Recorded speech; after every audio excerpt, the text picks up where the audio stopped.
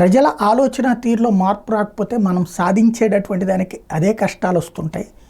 ఓ పక్కన పేదరికం తగ్గుముఖం పడుతోంది, ఆదాయ వనరులు పెరిగినాయి, ప్రతి ఒక్కళ్ళు ఇవాళ రోజున మినిమం ఫెసిలిటీ అనేది పొందుతూ ఉంటే, మరొక వైపున పేదరికం ఎక్కువగా ఉందన్నటువంటి లెక్కలు చూపెట్టుకుంటున్నటువంటి పరిస్థితి మన దేశంలోనే ఉంది.